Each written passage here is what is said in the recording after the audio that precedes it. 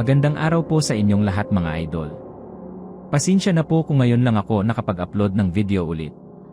Abala pa kasi itong inyong lingkod dahil kailangan talagang kumayod ng doble para may pangtustos sa pang-araw-araw na pangangailangan.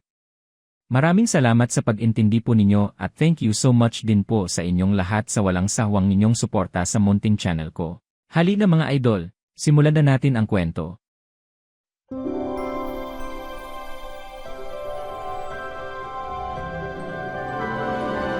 I have a story, and this is the story is all about. Long time ago. Oh. Wait! Wait! Ito ay batay lang sa ikinuwento sa akin ng isa sa mga naging kaibigan ko sa kabilang isla, isa siyang albularyo. Ayon sa kanya ay isa daw itong tunay na pangyayari noong kabataan pa niya na hanggang ngayon ay hindi niya malilimutan. Ang islang ito sa kwento ay mas malaki kung ikumpara sa tinitirhan kong isla pero kapareho din sa amin ay walang ring kuryente sa kanila. At kapag sumapit na ang gabi katulad rin sa aming isla ay tanging lampara lamang ang ilaw ng mga tahanan rin nila. At ang tanging ilaw naman sa daan paggabi ay mula sa buwan kapag mayroon o depende sa panahon. Wala pang kalsada noon kaya simpleng tradisyonal na daan ng mga tao ang daan pa nila. Isang araw, may grupo ng magkakaibigan na masayang nag-iinuman.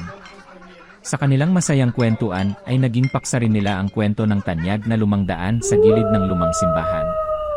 Ito daw ay pinaniniwala ang isang haunted na daan.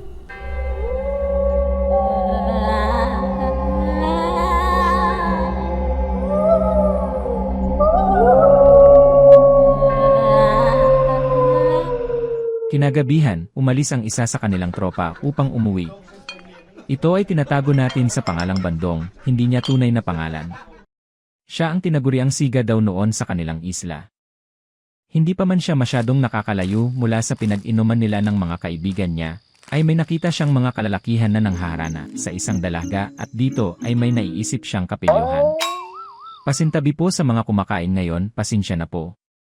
Balik tayo sa kwento. Dali-dali siyang naghahanap ng put-e ng manok at inilagay niya ito sa baon ng niyog. Dito ay dahan-dahan siyang lumapit sa mga ito, at dahil may kadilihman ay hindi si Bandong napansin ng nanghaharana, at saka itinapon niya ang naipon niyang put-e sa mga nanghaharana. At nang napansin ng mga ito ang amoy ng mga put-e na nakadikit sa damit nila ay nagsitakbuhan ang mga ito paalis. Sa kapilyuhan ni Bandong ay tuwang-tuwa pa siya sa ginawa niya. Habang naglalakad ay may nadaanan siyang bahay, at dahil may pagkapilyo itong si Bandong ay naisipan niyang takutin ang may-ari nitong bahay. Dahan-dahan siyang lumapit sa bahay na yon at sa malapitan, mula sa labas ay kitang-kita niya sa loob ang mga may-ari ng bahay na kumakain panghapunan. Dito ay bigla na lang niyang kinakalabog ng tudo ang bobongan ng bahay, at kitang-kita niyang takot na takot ang pamilya sa ginagawa niyang pananakot nito. Napakapilyo talaga dahil tuwang-tuwa pa siya sa ginawa niya at saka tumakbo paalis itong si Bandong. Habang binabaybay ni Bandong ang pinaniniwala ang haunted na daan pauwi. At hanggang papalapit na siya sa may lumang simbahan. Sa liwanag ng buwan ay may naaninag siyang isang babae. Nakaitim at nakasuot ng belo. Parang lumabas ito mula sa pinto ng lumang simbahan. Napaisip si Bandong. Bakit may tao pa sa ganitong oras? At saan siya dumaan? Nakasarado naman ang pinto. Hanggang sa magkasalubong sila sa daan. Binati niya ito. Magandang gabi po, Manang. Lola. Ngunit hindi siya nilingon o hindi siya pinansin nito. Ni isang salita ay wala. Dahil siga nga si Bandong. Sabi niya sa kanyang sarili. Aba, ako na nga itong nagmagandang asal, tapos wala man lang sagot. Binalikan niya ang babae. At hinarap na naman niya ito ulit at sinubukan niyang bumati ulit. Magandang gabi po, Manang. Bingi ka ba?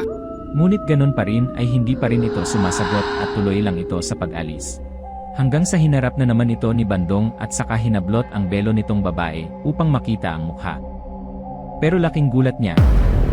At para siyang binuhusan ng malamig na tubig. Nawala ang lahat ng kalasingan niya. Nang makita niya na isa pala itong nakakatakot na multo. Parang hindi natatahimik na kaluluwa o black plague. At may apoy na lumalabas sa mga mata nito. Sobrang nakakatakot tingnan. Dito na tumakbo si Bandong nang halos ubusan ng puwersa talaga. Pero malayo pa ang mga kabahayan. At nakasunod sa kanya ang babaeng multo. Sa kakatakbo niya na halos kalahating kilometro. Halos mawalan na siya ng lakas. Buti na lang malapit na ang kanilang bahay. Dali-dali niyang binuksan ang pinto. At isinara kaagad ng mariin. Kahit na nasa loob na ng bahay si Bandong pero hindi pa rin siya tinatantanan ng multo. Umaaligid pa rin ito sa labas ng kanilang bahay dahil naririnig pa rin niya ang boses nito sa labas. Nilapitan siya ng kanyang ama at ina.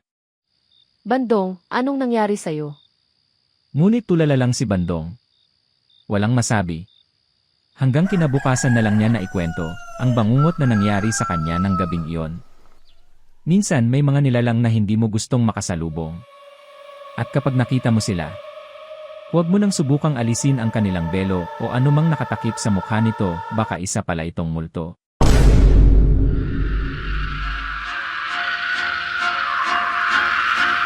Totoo man ito o hindi. Pero dapat pa ring matutong gumalang o rumespeto sa kahit sino. Minsan, ang pagiging matapang sa maling pagkakataon ay maaaring magdala ito sa kapahamakan.